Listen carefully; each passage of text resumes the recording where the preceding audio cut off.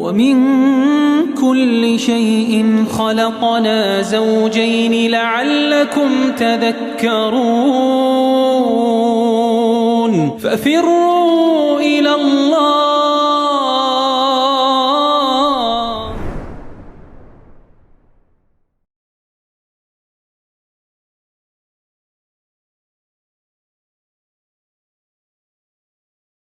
إن الحمد لله نحمده ونستعينه ونستغفره ونتوب إليه ونعوذ بالله من شرور أنفسنا ومن سيئات أعمالنا من يهده الله فلا مضل له ومن يضلل فلا هادي له وأشهد أن لا إله إلا الله وحده لا شريك له وأشهد أن محمدًا عبده ورسوله يا أيها الذين آمنوا اتقوا الله حق تقاته ولا تموتن إلا وأنتم مسلمون يا أيها الناس اتقوا ربكم الذي خلقكم من نفس واحدة وخلق منها زوجها وبث منهما رجالا كثيرا ونساء واتقوا الله الذي تساءلون به والأرحام إن الله كان عليكم رقيبا يا أيها الذين آمنوا اتقوا الله وقولوا قولا سديدا يصلح لكم أعمالكم ويغفر لكم ذنوبكم ومن يطع الله ورسوله فقد فاز فوزا عظيما أما بعد فإن أصدق الحديث كتاب الله وخير الهدي هدي محمد صلى الله عليه وسلم وشر الأمور محدثاتها وكل محدثة بدعة وكل بدعة ضلالة وكل ضلالة في النار. Donc nous sommes toujours, walillahi alhamd, dans la continuité du commentaire et de l'explication de Surat al-Fatiha, l'ouverture A'zamu Suwar al-Qur'an, la surah la plus importante, la surah la plus grande de tout le Qur'an. Allah subhanahu wa ta'ala nous dit Ba'd a'udhu billahi minash shaytanir rajim Bismillahir rahmanir rahim Alhamdulillahi rabbil alamin. Toutes les louanges reviennent de droit à Allah seul, le Seigneur des univers. Ar-Rahmanir Rahim, le tout miséricordieux, le très miséricordieux. Maliki Yawmiddin, maître du jour de la rétribution. Iyyaka na'budu wa iyyaka nasta'in. C'est toi seul que nous adorons et c'est à toi seul à qui nous implorons aide et secours. Ihdina siratal mustaqim, guide-nous sur le droit chemin. Siratal ladina an'amta alayhim, le chemin de ceux que tu as comblés de tes bienfaits. Ghayril maghdubi alayhim waladdallin, non pas le chemin de ceux qui ont encouru ta colère, waladdallin, ni des égarés. Amin. Cette Suratul Fatiha, est composée seulement de 7 versets. Mais ces 7 versets constituent la surah la plus grande, la surah la plus importante de tout le Coran. Il n'y a pas dans le Coran une surah comparable à Surat al-Fatiha. Il n'y a pas dans tout le Coran une surah comparable à Surat al-Fatiha. Mais plus encore, il n'y a jamais eu une surah dans aucune révélation avant le Coran comparable à Surat al-Fatiha.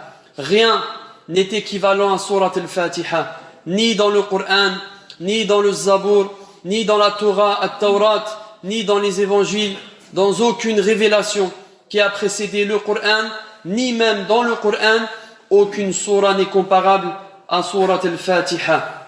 Surat al-Fatiha shifa, soignez-vous avec Surat al-Fatiha. Et wallahi bi'idhnillah, vous verrez les effets de cette surah, ils sont extraordinaires dans la guérison des malades. Ibn al-Qayyim, rahimahullah ta'ala, il dit Makastu bi Mekka, j'ai habité à Mecca, muddatan tawila, un long moment. Ibn al-Qayyim, rahimahullah, il dit j'ai habité à Mecca, muddatan tawila, un long moment. Et il dit ta'tarini al-adwa ay al-amrad, et je tombais souvent malade, wala ajidu tabiban, et je ne trouvais pas de médecin ni de médicaments pour me soigner, wala dawa, je n'ai ni médecin ni médicament pour me soigner. Il dit rahimahullah fakuntu u'aliju nafsi bil fatiha, je me soignais par surat al-Fatiha, il dit fa'ara laha ta'thiran ajiba, et je voyais par la récitation de surat al-Fatiha des effets extraordinaires.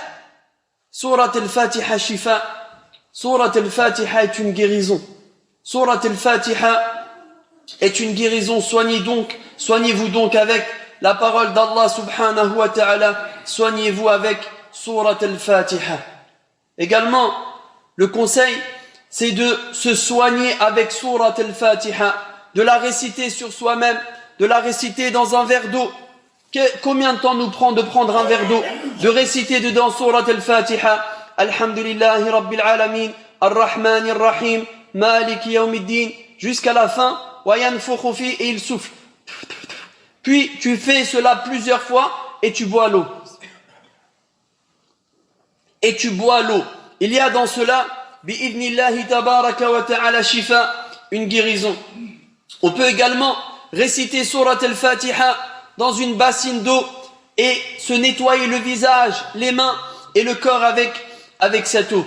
Surat al-Fatiha shifa. Surat al-Fatiha est une guérison pour les maladies du corps, comme nous avons cité le hadith de Abu Sa'id al-Khudri radiyallahu anhu. Surat al-Fatiha a soigné cet émir. Donc surat al-Fatiha est une guérison pour les maladies du corps, mais elle est aussi une guérison pour les maladies du cœur. En effet, Ibn al-Qayyim rahimahullah, il nous dit surat al-Fatiha tajtamilu ala al-shifa'ayn. Surat al-Fatiha est source de guérison pour les corps et pour les cœurs. Il dit shifa'ul qulub wa shifa'ul abdan. Surat al-Fatiha guérit les corps, et on a vu la preuve. Et surat al-Fatiha guérit aussi les cœurs. Surat al-Fatiha guérit aussi les cœurs. Il dit rahimahullahu ta'ala amma ishtimaluha ala shifa'il qulub fa innaha ishtamalat alayhi atamma ishtimal. Surat al-Fatiha guérit les maladies, guérit toutes les maladies du cœur. Fa inna midara i'tilal al-qulub wa asqamiha ala aslayn fasad al-ilm wa fasad al-qasd. Suivez bien. Surat al-Fatiha shifa est une guérison pour les maladies du corps et pour les maladies aussi du cœur. Donc surat al-Fatiha guérit les maladies du corps et elle guérit aussi les maladies du cœur. Maintenant, nous avons expliqué les maladies du corps avec le hadith de Abu Sa'id al-Khudri radiyallahu anhu, la ruqya, quelles sont ses conditions et comment procéder. Maintenant, nous allons nous intéresser à comment est-ce que surat al-Fatiha guérit les maladies du cœur. Comment et en quoi surat al-Fatiha guérit les maladies du cœur. Et Ibn al-Qayyim rahimahullah, il nous explique et il nous développe tout cela. Il dit, les maladies du cœur reposent sur deux piliers. Les maladies du cœur reposent sur deux piliers. Fasadul ilm, un problème dans la science, dans la connaissance, wa fasadul qasd, ou un problème dans l'intention. Les maladies du cœur reposent sur deux piliers. Soit les maladies du cœur reposent sur deux piliers, soit un problème dans la science, la connaissance, soit un problème dans l'intention. Il dit rahimahullah wa yatarattabu alayha da'ani qatilan. Deux maladies terribles. Il dit ad-dalal, l'égarement, les conséquences de ces deux maladies sont l'égarement, wal ghadab, et la colère. L'égarement et la colère. Il dit fad-dalal natijatu fasadil ilm. Celui qui a un problème dans la science, dans la connaissance, c'est une maladie qu'il y a dans son cœur. C'est une maladie présente dans son cœur. Cette maladie aura pour conséquence l'égarement ad-dalal. Et il dit la deuxième maladie, le deuxième fondement de toutes les maladies, il dit fasadu al-qasd, celui qui a un problème dans l'intention, dans sa niyya, dans son objectif, dans son intention, alors celui-là aura un problème. Les conséquences de cette maladie seront al-ghadab, la colère d'Allah subhanahu wa ta'ala. Puis il dit وَهَذَانِ الْمَرَضَانِ هُمَا أَمْلَاكِ أَمْرَادِ الْقُلُوبِ جَمِيعِهَا.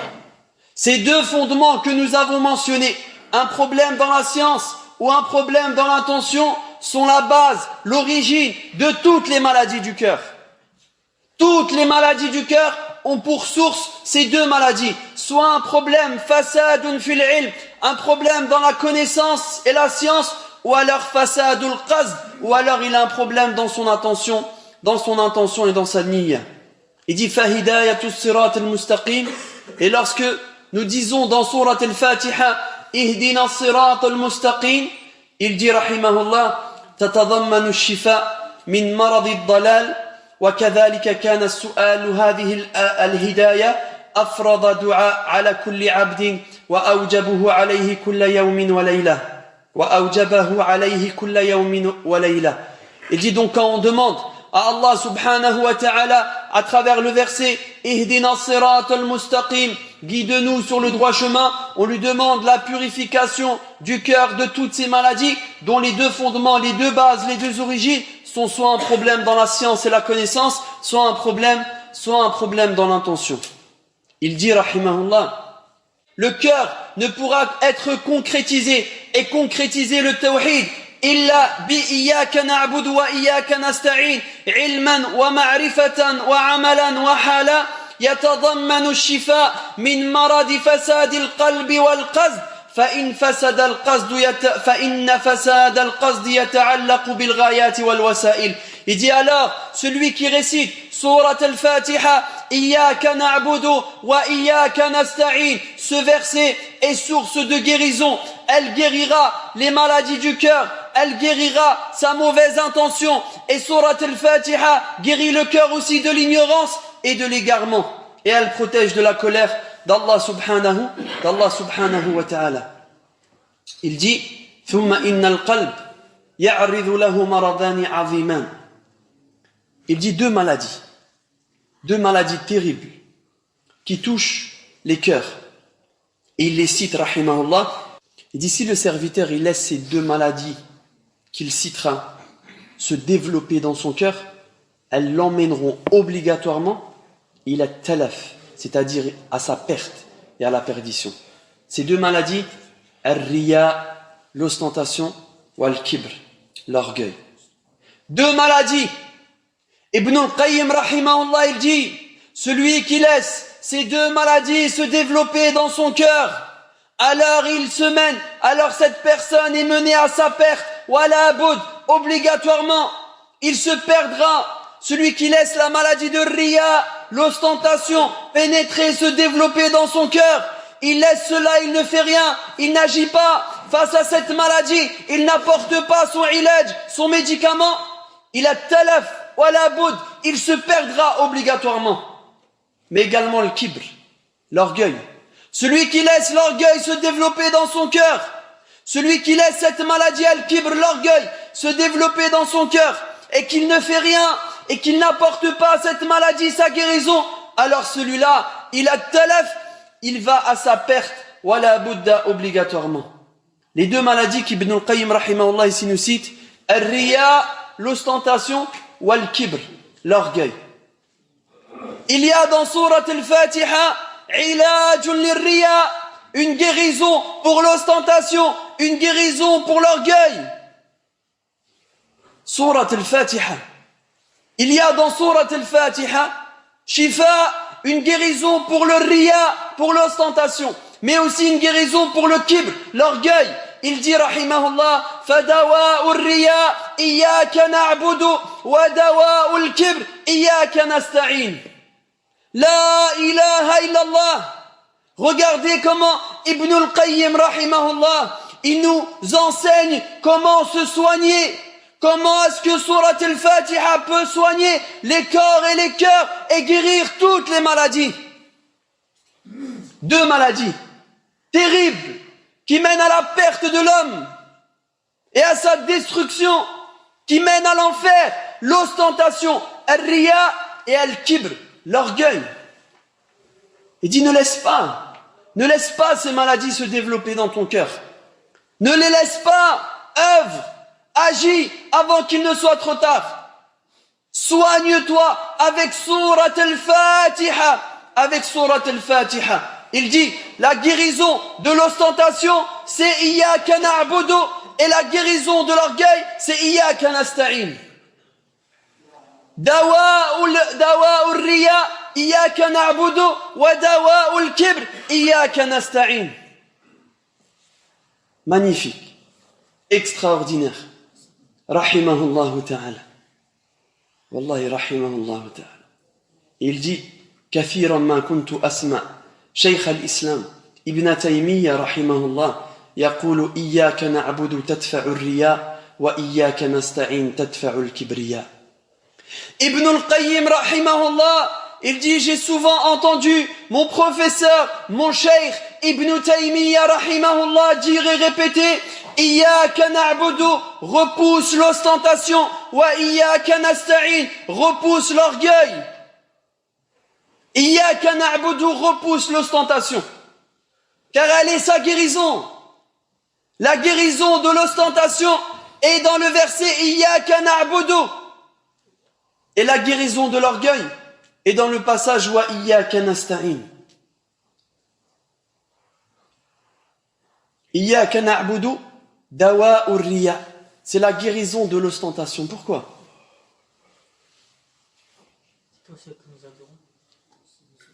Des fois, on ne comprend pas pourquoi. Alors qu'en réalité, la sagesse d'Allah subhanahu wa ta'ala est extraordinaire, sans fin. Pourquoi Iyyaka na'budu dawa'ur riya? Iyyaka na'budu purifie ton cœur de l'ostentation. On n'a pas besoin que nos cœurs soient purifiés.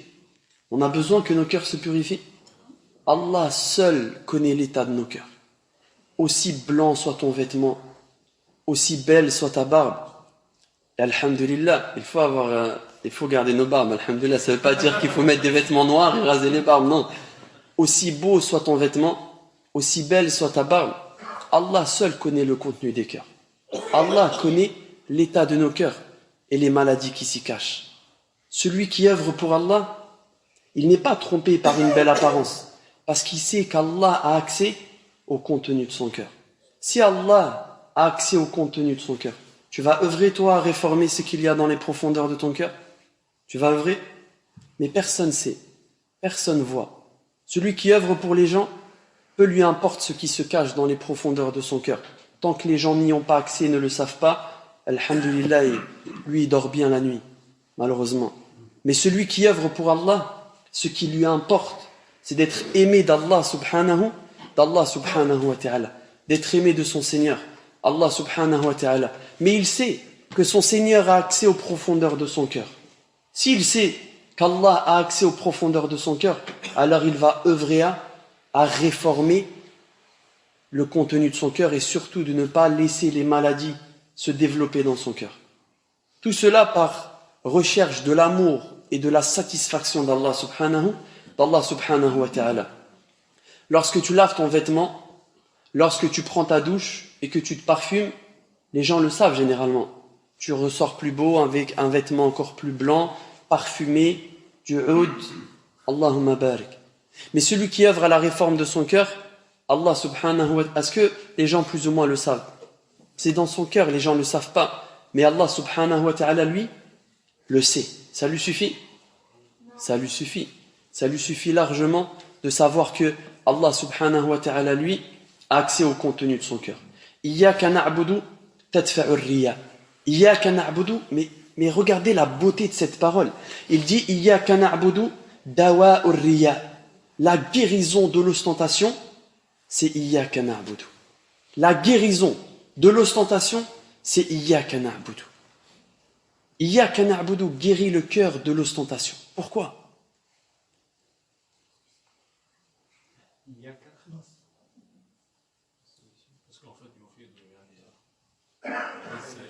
Parce qu'en fait, ton adoration, elle est exclusivement à Allah.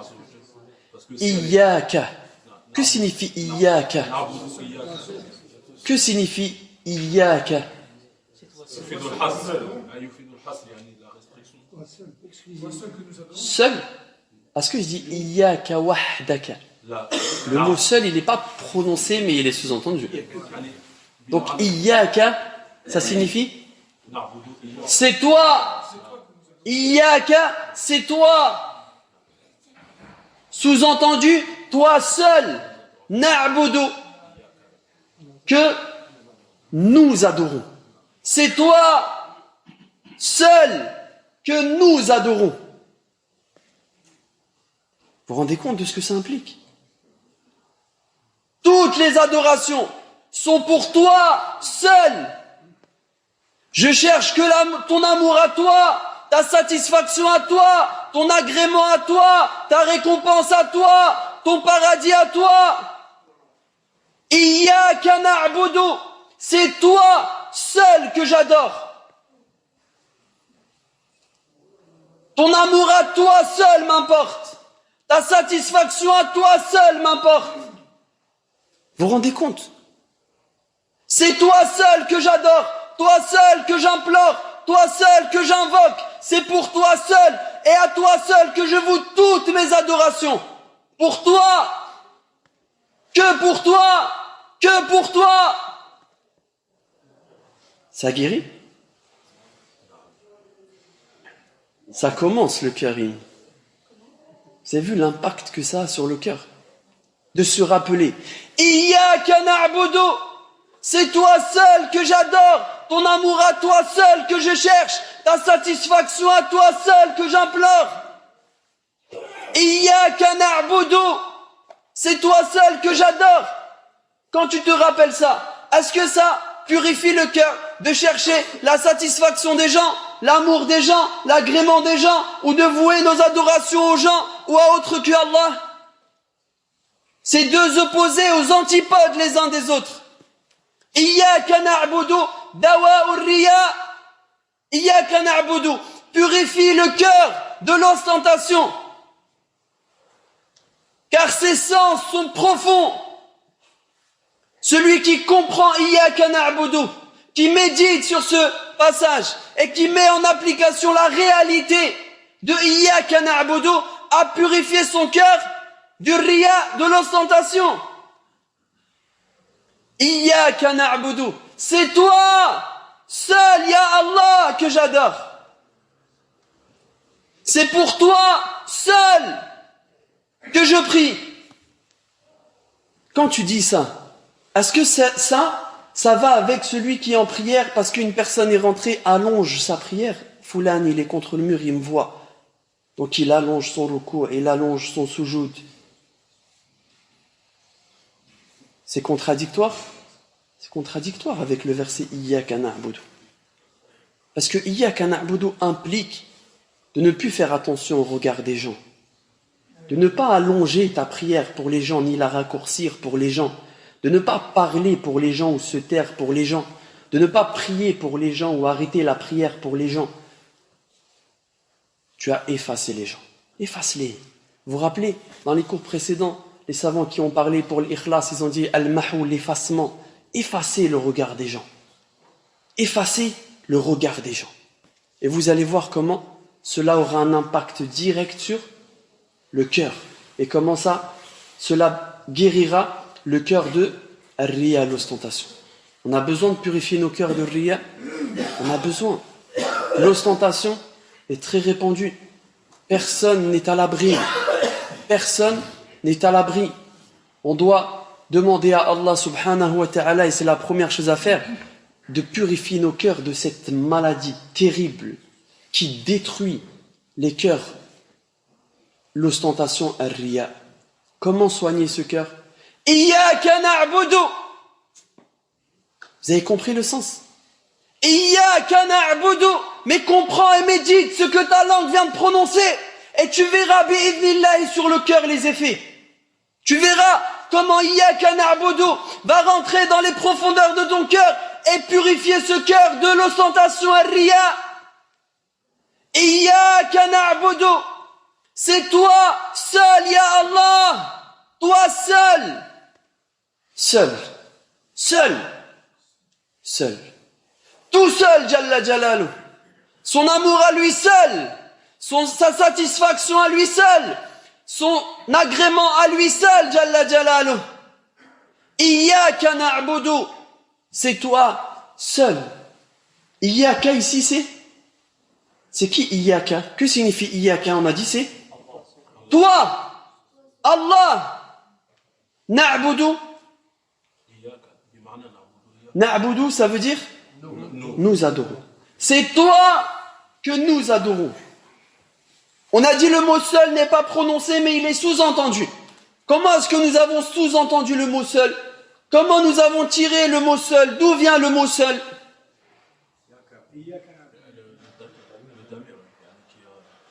Dans la langue arabe, al-asl, c'est que la phrase est composée de deux. Al-jumla al-ismiya, les phrases nominales, ou al-jumla al-fi'liya, la phrase verbale. La phrase nominale est toujours composée de deux éléments, al-mubtada ou al-khabar. Al-jumla al-fi'liya, la phrase verbale, est toujours composée de moins deux éléments ou trois. Al-fi'l, l'action, le verbe. Al-fa'il, celui qui fait l'action. Ou al-maf'ulun bih, celui qui subit ou reçoit l'action. Un exemple de jumla ismiya. Muhammadun Karim. Muhammad est généreux. C'est une phrase nominale et elle est composée d'un mubtada et d'un khabar. Si je dis un exemple de phrase verbale, une jumla fi'liya. Akala Muhammad at-tufaha. Akala, c'est le verbe manger. Muhammad, c'est celui qui fait l'action de manger, donc celui qui mange. At-tufah, c'est celle qui reçoit l'action ou subit l'action, donc c'est celle qui se fait manger. On a une action, c'est-à-dire l'action de manger. On a celui qui fait l'action, celui qui mange et celui qui est mangé. Mais celui qui reçoit ou subit l'action, qu'on appelle al-maf'ulun bih, al-ma'mulun bih, celui-là, il vient normalement à la fin de la phrase. Akala Muhammad at-tufah. At-tufah, c'est celle qui reçoit ou subit l'action. Normalement, elle vient à la fin de la phrase. Jusque-là, c'est bon? Iyyaka.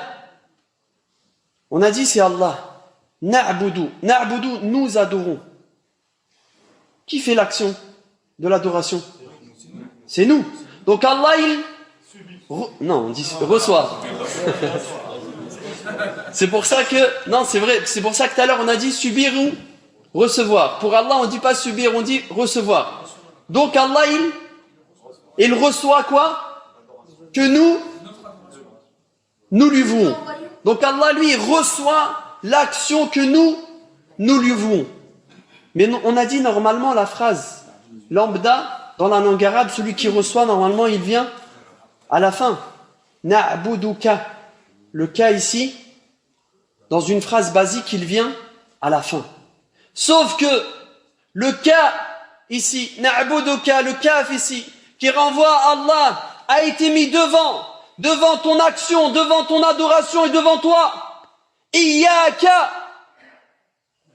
Et on a une règle qui nous dit taqdimul ma'mul ala al-amil yufidul hasr. Lorsque celui qui reçoit l'action est mis devant l'action et l'auteur de l'action, c'est pour montrer quelque chose. Il y a une sagesse, un enseignement. C'est pour montrer l'exclusivité de l'action sur celui qui la reçoit. Que lui. Iyyaka na'budu. Donc le fait que la présence de Iyyaka ici avant le verbe, c'est pour montrer donc le sens de seul. L'exclusivité. C'est toi, seul. Tout seul. Iyyaka, c'est toi seul, ya Allah, que j'adore. Seul. La l'anbiya, ni les prophètes. Wala l'awliya, ni les saints. Wala l'qubur, wala l'adriha, ni les tombeaux, ni les mausolées. La l'badawi, wala Sidi Abdurrahman, ni le badawi ou Sidi Abdurrahman. La Muhammada, wala Husayna, wala Aliya. Ni même notre prophète Muhammad sallallahu alayhi wa sallam, ni le Hussein, ni Ali, ni le Hassan. Iyyaka na'budu, c'est toi toi seul, ya Allah, que j'adore. Seul, tout seul, Jalla Jalalu. C'est toi seul que j'implore. Ça guérit le cœur de l'ostentation? Vous avez vu l'impact, les effets de cette parole sur le cœur? Juste de méditer un court instant, vous avez vu comment ça agit sur le cœur? Dawa ar-riya iyyaka na'budu. La guérison de l'ostentation, elle est dans iyyaka na'budu. Tu souhaites guérir ton cœur de cette maladie ar-riya, l'ostentation? Quand tu récites Surat al-Fatiha, au minimum, combien de fois par jour? 17 fois par jour. Tu dis Iyyaka na'budu wa iyyaka nasta'in. Médite, réfléchis à ce que ta langue vient de prononcer. Laisse ce médicament agir sur ton cœur. Et tu vas voir les effets. Et tu vas voir comment les effets sont bénéfiques et positifs. Puis il dit Wa dawa'ul kibr bi iyyaka nasta'in. La guérison de l'orgueil, c'est Iyyaka nasta'in. Pourquoi?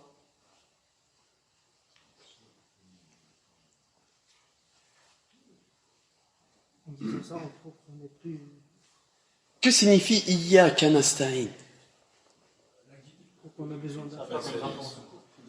Redis?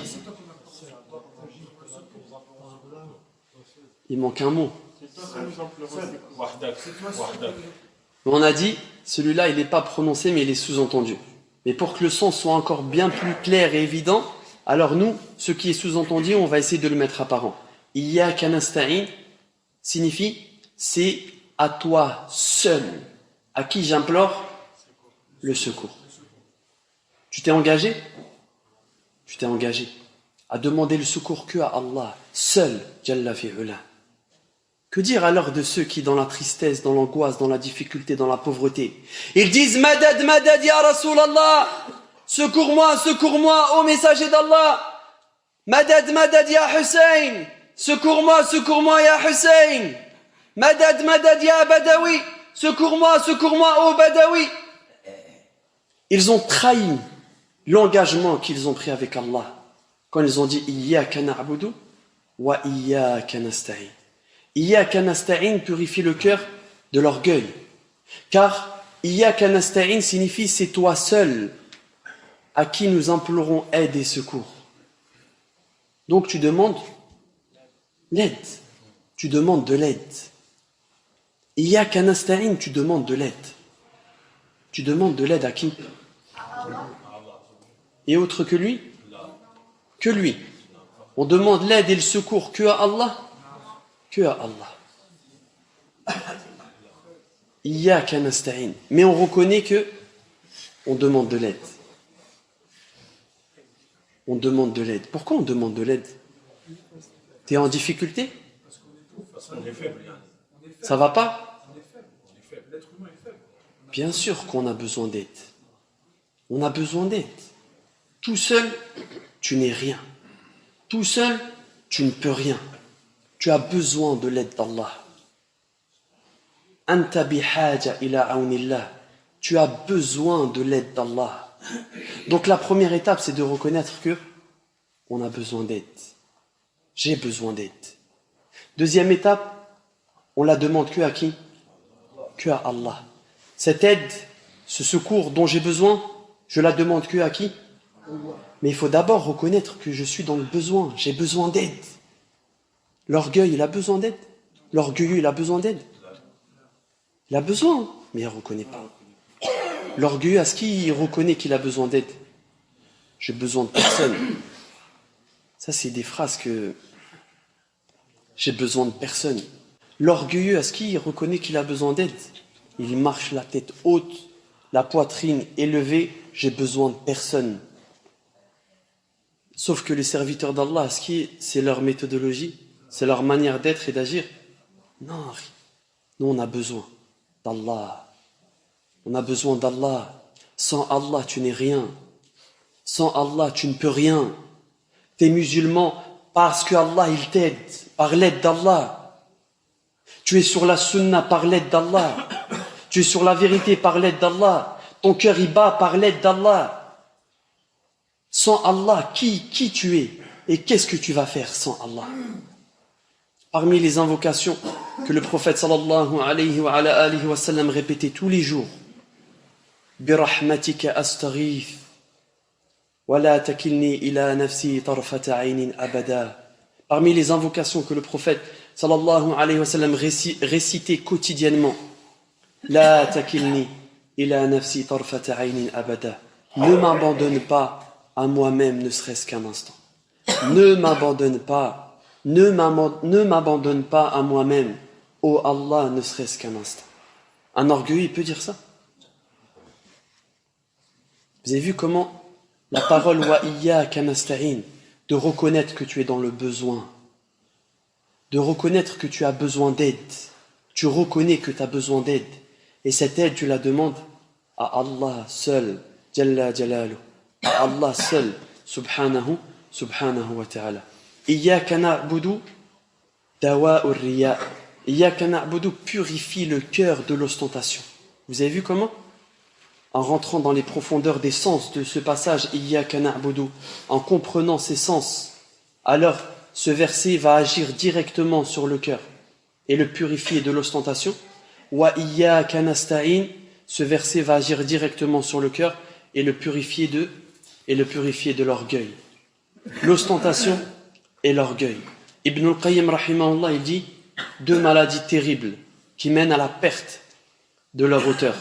Muslim, il rapporte dans son sahih d'après Abu Huraira radiyallahu anhu que le prophète sallallahu alayhi wa sallam a dit Qala Allah ta'ala ana aghna ash-shuraka'i 'an ash-shirk. Allah a dit donc dans le hadith qudsi, je suis celui qui me passe de tout associé. Puis écoutez la menace. Allah a dit Man 'amila 'amalan ashraka fihi ma'i ghayri taraktuhu wa shirka. C'est une menace terrible. Allah a dit Man 'amila 'amalan, quiconque fait une action ashraka fihi ma'i ghayri, par laquelle il me donne un associé avec moi, autre que moi. C'est quoi le châtiment? La menace, taraktuhu wa shirka. Allah dit, je le laisse, lui et son associé. Allah, il l'abandonne, lui et son associé. Vous vous rendez compte? Allah l'abandonne. Le châtiment du mura'i, celui qui œuvre par ostentation, c'est qu'Allah l'abandonne. Vous vous rendez compte? Allah, il t'abandonne. Allah, il t'abandonne. Chose que le prophète sallallahu alayhi wa sallam, tous les jours, il en demandait la protection, puisqu'il disait dans la dua La takilni ila nafsi tarfata aynin abada, ne m'abandonne pas à moi-même, ne serait-ce qu'un instant.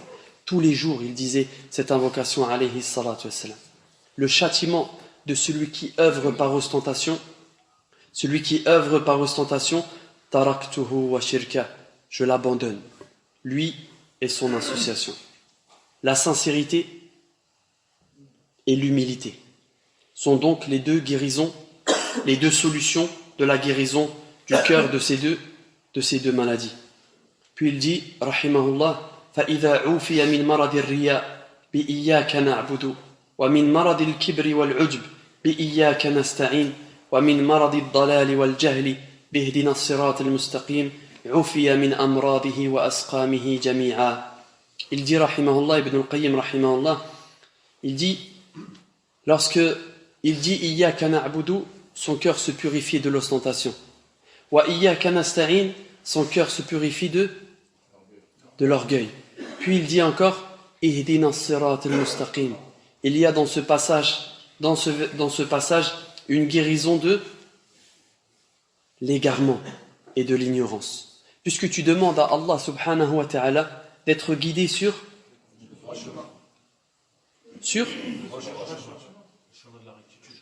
prononcez les mots, mot pour mot, sur le droit chemin. Le droit chemin. As-sirat al-mustaqim. Pourquoi on dit le droit chemin? Il n'y en a qu'un. Et on va voir à la fin des cours, Inch'Allah, lorsqu'on va arriver au passage Ihdina as-sirat, quels sont les sens de al-alif wal-lam. Al-alif wal-lam ici, dans as-sirat, le chemin, renvoie à plusieurs notions que nous allons citer. Donc il dit Ihdina as-sirat al-mustaqim, guide-nous sur le droit chemin. Il y aura combien des chemins qui mènent à Allah? Un seul. Ibn al-Qayyim rahimahullah il dit Fali wahidin kun wahidan fi wahidin. Pour l'unique, kun wahidan ay muwahidan, que toutes tes intentions soient pures pour celui qui est un, fi wahidin, dans un chemin qui est un. Il n'y a qu'un chemin qui mène à celui qui est un. Il n'y a qu'un chemin qui mène à celui qui est un. De ce principe, on comprend la fausseté, l'égarement de la méthodologie de ceux qui utilisent at-turuq. At-turuq, c'est le pluriel de tariq.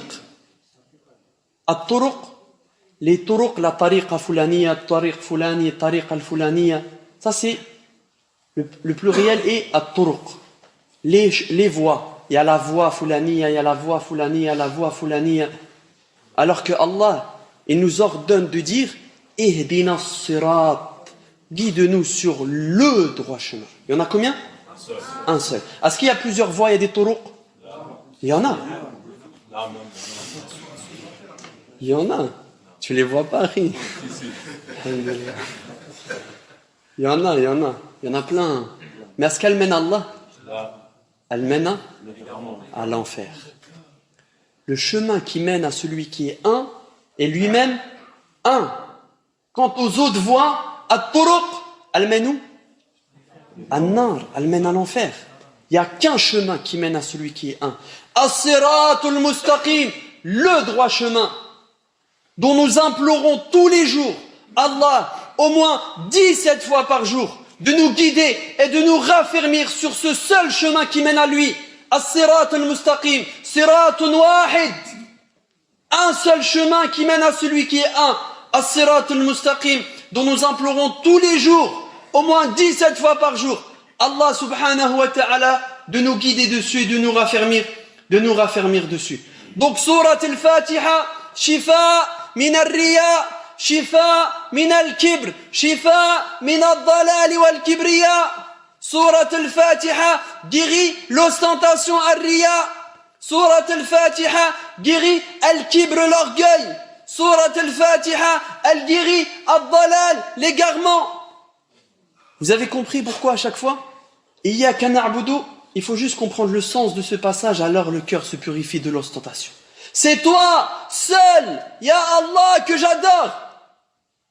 Est-ce que tu vas chercher la satisfaction, le regard des gens, allonger ta prière parce que les gens te regardent, ou enjoliver ta prière parce que les gens te regardent? Non, parce que toi, tu as dit Iyyaka, c'est toi seul, ya Allah, que j'adore. Donc le cœur s'est purifié et tu as effacé le regard des gens. Iyyaka nasta'in, tu reconnais que tu es dans le besoin. Donc déjà, de reconnaître que tu es dans le besoin, ça purifie le cœur de l'orgueil. Parce que l'orgueilleux, est-ce qu'il reconnaît qu'il a besoin de quelque chose? L'orgueilleux, il a du mal à reconnaître qu'il a besoin de quelqu'un ou qu'il est dans le besoin. Wa iyyaka nasta'in, donc ça purifie le cœur de l'orgueil. Et ensuite, on dit Ihdina as-sirat al-mustaqim. Guide-nous sur le droit chemin. Quand tu comprends as-sirat, et on va venir à la suite des cours au sens et aux profondeurs du mot as-sirat, à toutes les notions du alif wal lam ici, quand tu comprends ça, tu comprends qu'il n'y a qu'un chemin qui mène à Allah. Si tu comprends qu'il n'y a qu'un chemin qui mène à Allah, peux-tu adhérer à une tariqa? Tu peux adhérer à une tariqa? Quand tu comprends qu'il y a un seul chemin qui mène à Allah, tu peux adhérer à une tariqa? Absolument pas. Tu peux faire la promotion des turuq? Absolument pas, parce que toi tu as compris que le mot ici il est au singulier, le chemin, et non pas at-turuq qui est au pluriel. Les différents chemins mènent à l'enfer, alors que as-sirat al-mustaqim, il mène lui au paradis. Surat al-Fatiha est donc shifa, une guérison pour toutes les maladies du corps et les maladies du cœur. Est-ce que vous avez suivi tous les deux le développement que nous avons cité? Surat al-Fatiha, parmi ses noms, Ash-Shafiya. Taïb, elle guérit. Qu'est-ce qu'elle guérit? Toutes les maladies. Les maladies du corps et les maladies du cœur. Les maladies du corps, vous avez un dalil? de la personne qui a été piquée par le serpent. Barakallahu fik, le hadith de Abu Sa'id al-Khudri, où un compagnon récite Surat al-Fatiha sur Sayyidul Hayy, l'émir de cette tribu, et l'émir a guéri. Ils l'ont vu se lever immédiatement. Il s'est levé immédiatement guéri de tout ce qu'il avait.